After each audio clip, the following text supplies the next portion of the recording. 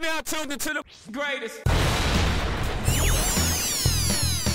Run with Manny Wilson podcast. The Run, the Manny Wilson podcast. The best sports podcast there is. Yes, sir. What's up, everybody? Welcome back to The Run with me, Manny Wilson, all the way from Detroit to Chicago to your speakers and headphones.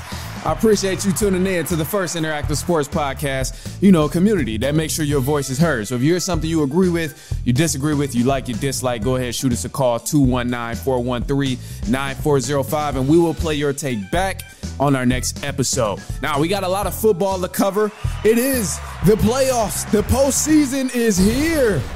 So it's win or go home. If your team lose, they're going home. They're getting the boot. If your team wins, they're going to continue on to advance. It's a lot of good games that we're going to analyze today. And then tomorrow, I'll also bring in some more as well for the Sunday matchups. But a couple of things. I'm not going to keep talking your ear off. I hope everything's going well, but let's jump into it. All right, Chiefs and Dolphins. This is one of the games I'm anticipating a lot right here, man. The Chiefs and Dolphins are two high-powered offenses. They both are very well known to have things produced on the offensive end. They can score in a tear. Chiefs have that history of being able to score in a tear. They have Pat Mahomes and Travis Kelce, obviously. And then the Miami Dolphins, the fastest man in the league, Tyreek Hill, and Tua Tagovailoa has been slinging a rock to him. It's going to be a great matchup. So I'm excited about this. However, the Chiefs are going to win. It's no sugarcoating it. It's nothing else I can say about it. I kind of really went back and forth on this. I'm like, maybe the Dolphins are going to be able to actually win this game, pull it off. But the Chiefs, bro, I looked at the temperature for this game. It's a predicted temperature of 0 degrees. 0 degrees, one of the coldest games ever in the NFL. And both teams are 11-6 right now. But because the game is played at Arrowhead Stadium in Kansas City, 0 degrees. And the Miami Dolphins, they do not like the cold. I'm not saying that just because they're from Miami. I mean, it actually proves that they don't like the cold statistically as well. The Miami Dolphins are 0-10 in cold weather games below 40 degrees. QB Tua Tagovailoa is 0-4 in games below 45 degrees. Mike McDaniel, the head coach of the Miami Dolphins, is 0-3 in games below 40 degrees. They have a losing streak in cold weather games that go all the way back to 2017. It's 2024. So there's literally no way you can prepare for this. It's no way you can go to the boardroom. You can be in Miami and you can mentally and physically prepare for this freezing cold weather because it's just not possible. You can cut the AC down and cut the AC on as much as you want to, have your facility freezing cold, but not much is going to translate to 0 degrees in Miami. It's just not going to be the same, bro. So that's what really gets my motors thinking. And then meanwhile, why the Dolphins suck in the cold weather, the Chiefs are actually really good in the cold weather, bro. They've been balling and they thrive in the cold, which is super cool. So they've won 9 of their last 10 games under 40 degrees, which is a huge bonus for them. And they're 4-0 in playoff games below 40 degrees. And they've been on a playoff win streak as well. So I'm like, it's going to be tough beating them already in Arrowhead Stadium at home. But then you factor in the weather is going to be bogus like this, 0 degrees. Oh, man, that's tough. Like, this game happens anywhere else, I really give the Dolphins a shot because I think these teams match up very well. And but other than that, man, like statistics and all of this stuff, it kind of sides with the Miami Dolphins as well because they've been playing good football through the season. But it's just the factor of the cold weather of why I can't side with the Miami Dolphins. I wouldn't choose the Dolphins in this scenario here. I do think one of the main focuses for both sides and for both offenses is going to be running the ball. You're going to have to be able to run the ball with this freezing cold weather because I'm anticipating a lot of drop passes. I'm anticipating guys getting banged up, getting nicked, hitting their hands on helmets, and just the little small knick-knack injuries that end up hurting it and end up hurting you in whatever you're doing, especially at quarterback and stuff like that and receiver. Those little things come back and they can be a big factor. So, it'll be tough. Chiefs, they have a leading defense, and man, I believe in the Chiefs to win this game. So I think I'm gonna go Kansas City Chiefs to win this game. But look, I got a side note here. It's about the Chicago Bears. So You know, I got to always bring it back to Chicago or Detroit, one or the other. But the Chicago Bears, they fired their offensive coordinator, Luke Getsky. And as of now, head coach Matt Eberflus and GM Ryan Poles are planning to keep quarterback Justin Fields despite the multiple trade rumors that came across and that's been in the air. So I'm happy about this. And I got to tell you right away, bro, number one, Justin Fields has never been the issue with the Bears. And Justin Fields is not the issue with the Chicago Bears. Please, if you believe that Justin Fields is truly the issue with the Chicago Bears, you're choosing to look at that bad side rather than looking at some of the good. Because yes, I get he's not a Hall of Fame quarterback or none of that, but this guy has still won multiple games and still played at a great pace so far this season, showed improvement in all of those things, despite the horrible play calling by the offensive coordinator, despite not having a good offensive line to block for him, and then despite the defense blowing all of these leads in games they should have won. You got to fix what's already there and capitalize on your strengths and then fix the problems, meaning the offensive line and the defense, because there was multiple times throughout the season where the Bears had games in the bag. Like literally, they were up 17 points. They were up 24 points. They were up 12 points, and they literally blew it. The reality of this season is the Bears could have easily went 9-8 and probably got into a wild card game. Easily. They were supposed to go 9-8 and get into a wild card game because they blew leads, and that's not all on Justin Fields. He did his part. He had his team up 12, 10, 15 points, and the defense came in and let that lead shrink more and more. Bears finished 7-10. But there was 3 big games they should have easily had. They were up, 17-7 against Cleveland, and they gave up 13 points in the fourth quarter alone. Just the fourth quarter. 17-7 up against Cleveland, gave up 13 points in the fourth quarter. Ridiculous. And they were up 28-7 against the Denver Broncos, blew a 21-point lead, gave up 17 points in the fourth quarter. 17 points in the fourth quarter, 24 points that entire second half. We're up 26-14 against the Detroit Lions.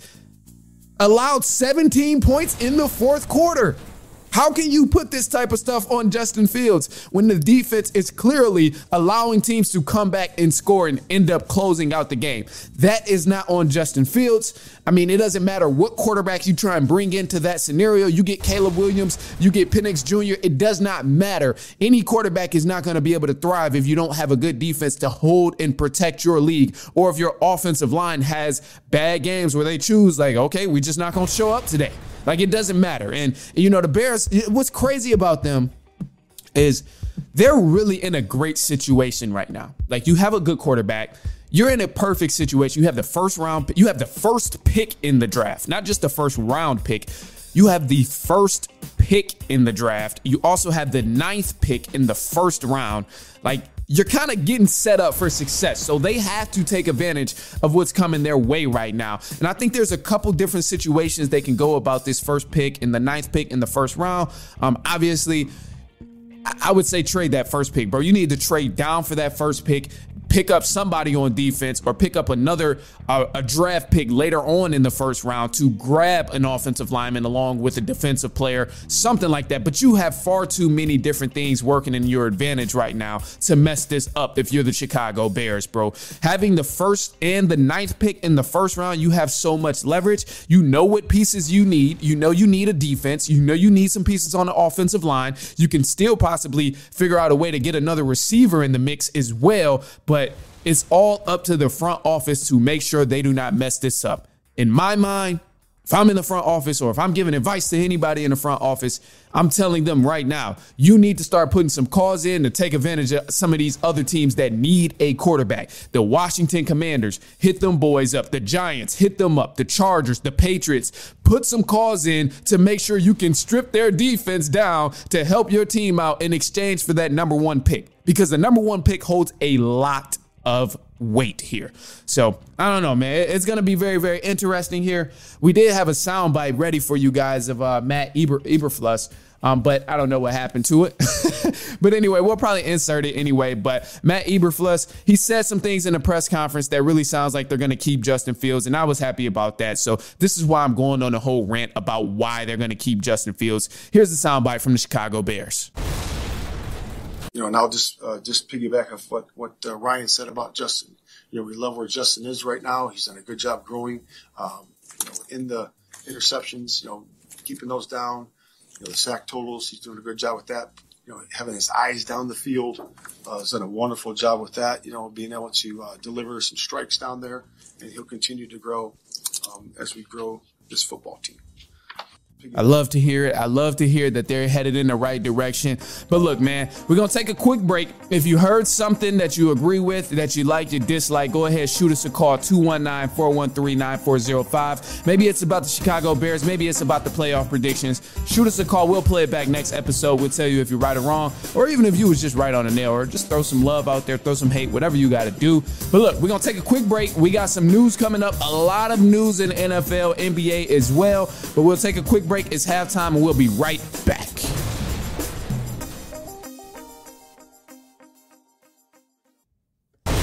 All right, and news for the run. Starting off in the NBA, the Toronto Raptors forward Pascal Siakam has been involved in trade talks. The last of the reports says teams such as the Pistons, Kings, Pacers, and the Golden State Warriors are emerged as potential landing spots. Now, the Washington Wizards are rumored to find a trade for Kyle Kuzma, according to Yahoo Sports. And the Miami Heat head coach, Eric Spoelstra, has signed a contract extension with the Miami Heat, 8 years and over $120 million in incentives.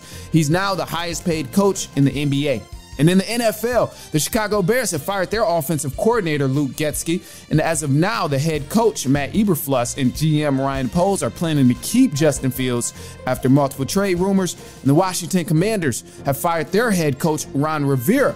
Also, Bob Myers, the former GM of the Golden State Warriors. Yes, the Golden State Warriors. He'll be joining the Washington Commanders as the general manager in the front office. And the Atlanta Falcons, they fired their head coach Arthur Smith. The New England Patriots and head coach Bill Belichick will be parting ways after 24 seasons.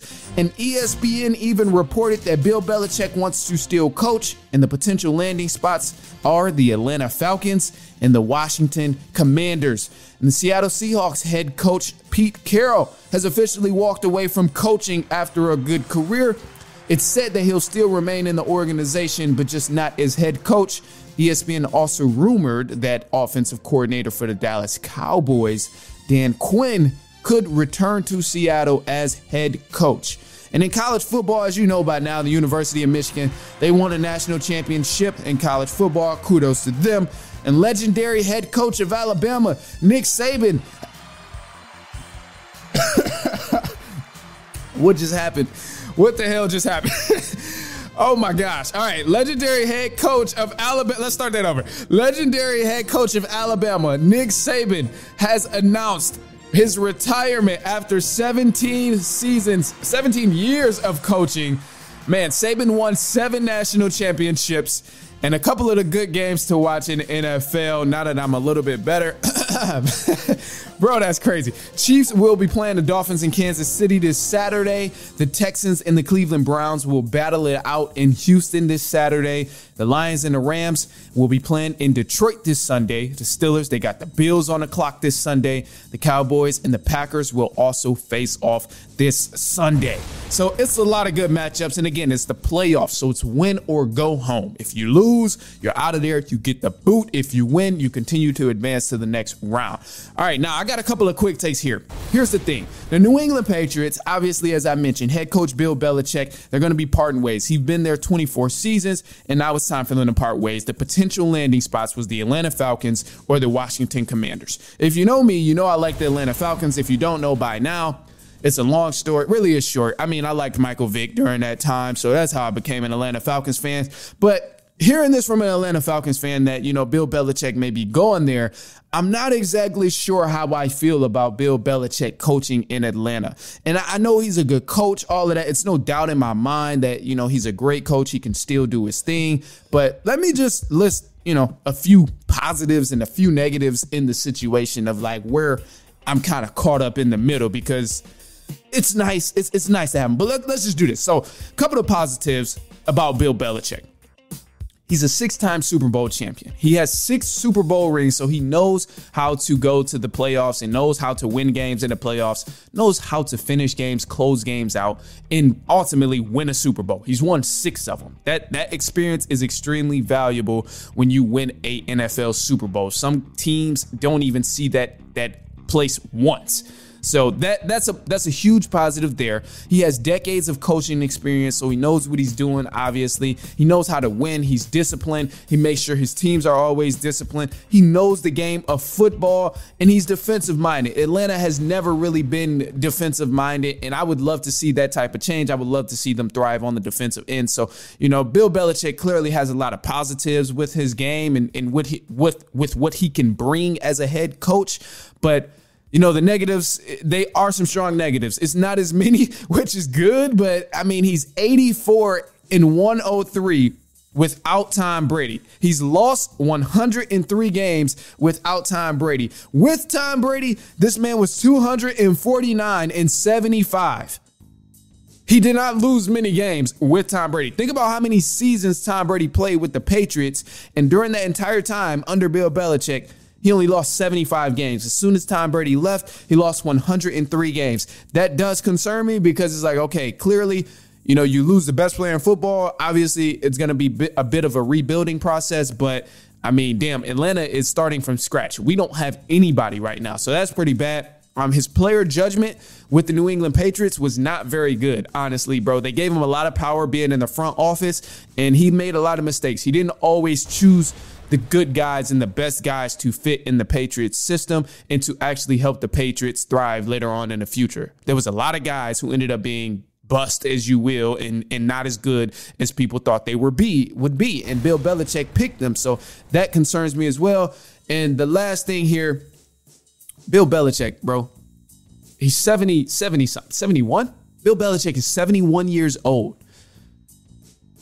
He might be out of touch with what's going on in the NFL nowadays. You cannot simply ignore the fact that he's 71. He's been around the game forever, so he's seeing this change. But they say, bro, bend the sap while it's young, because when it gets old, it's going to be much harder to change. And that's just what I think about when I think of Bill Belichick, bro, because, he's older, which means he's going to be stubborn. He's not going to be as easy to change and break habits because he's been doing it for so long. And then this is the guy who has been successful in the league. So granted, yeah, you don't want to change certain habits that he's been doing, but bro, the same stuff not gonna work from 2002 all the way to 2024. So, that's my other concern there, is he very much may be out of touch with what's going on in the football world and what's going on in the players world, all of that different type of stuff. So it concerns me. And as of now, I think Atlanta would be okay getting Bill Belichick. The main thing for me is just do not give him too much power. Don't bring him in as a head coach and a GM or another position in the front office. Do not do that. Bring Bill Belichick in as only a head coach. Allow him and give him the leeway to focus on coaching. Show everyone that he's still a solid coach in the NFL and that he can do good with the team starting all over. Because truthfully, that's the only reason we want him there. He's legendary, obviously, but we've seen him win multiple championships. We know him as a great coach. We don't know him as a rebuilding from starting from scratch and all of that stuff like he had to do in New England pretty much after they lost Tom Brady. But, I'd be happy to add Atlanta, but you just cannot put too much on his plate as of now, man. And I'm fearful of Atlanta because they made some bad decisions in head coaches. So getting a legendary coach like Bill Belichick would be good. It could be very, very beneficial for us. So we've had a lot of stinkers in the past. But look, last game here that's going to be coming on this Saturday. You have the Cleveland Browns versus the Houston Texans. And this game will be played in Houston.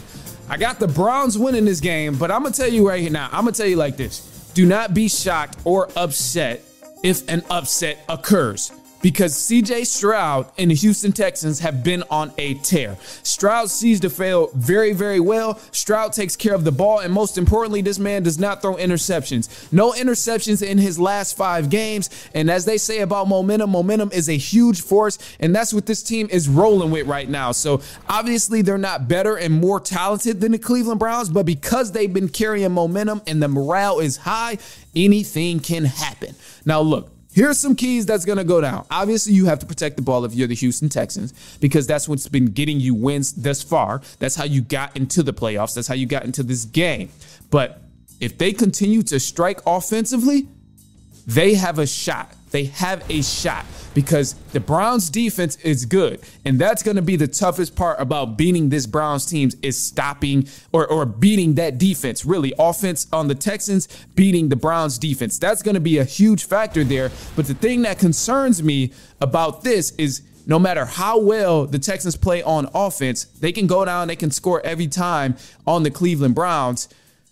Texans don't have a defense worth shit, bro. That's what scares me. Last time these teams match up, Browns beat the Texans 36-22. It was a slaughterhouse. And what was his name? Amari Cooper. Amari Cooper broke a receiving record on the Texans last time they matched up. Literally was killing every corner out there, killing the safeties out there with the Texans. And this is, I hope they learned a lesson. The Texans, I hope they learned a lesson from getting embarrassed like this the first time around. Because if it happens again, that's just a damn shame. First time, shame on you. Second time, shame on me. Third time, you got to up the mag or something, whatever the third time is. But you can't have that shit no more. Long story short, bro, you got to change the whole thing. So I'm very concerned about the Texans defense this game. But I think if it comes down to it, if the game is close and the Texans stay in striking range, they have a shot to win. And that's why I say, don't be upset if the upset occurs, because they're not bad offensively. It's just the Browns have a great defense, and it will be tough to score on them. But, you game plan for it. You're at home as well. Even though they were at home the first game, they got embarrassed. But, you can't let that happen twice. That's why I'm saying, you lose the first time, you can't lose the second time. You got to learn something from your previous L. That's just experience, bro. Experience is the best teacher. So, ultimately, I'll put it like this. The Browns are very, very solid. And I only see the Browns losing if they hurt themselves, if they beat themselves, meaning making a lot of simple mistakes, making these penalties, losing yards, throwing interceptions, fumbling the ball. If they hurt themselves and continue to give the Texans chances, that's almost the only way I see the Browns losing. But if I'm putting money down, not giving any type of betting advice or nothing like that, I'm going with the Cleveland Browns. I just say I'm putting money down as to show the seriousness of who I'm really going to side with when push comes to shove. And it's the Cleveland Browns. I'm not crazy here. So, but other than that, look, man, that's all I got for you guys today. I'll be dropping another episode as well, talking about the games on Sunday. So you guys stay tuned for that. Shoot us a voicemail call about any of those matchups. The Lions, they're going to be playing the Rams, which Stafford, welcome back game to Detroit. So that's going to be huge. Obviously, too, as I mentioned, the Cowboys got the Packers, the Steelers, and the Bills. Is going to be a great game as well. So, go ahead, shoot us a voicemail call about who you think will win that game. 219-413-9405. If you have a quick take, or even if you just want to share your opinion, your thoughts, follow me on Instagram at The Run Podcast. Follow my personal on Instagram as well at I am Manny Wilson. And then until then, we will be back later on next week, and so on and so on and so on.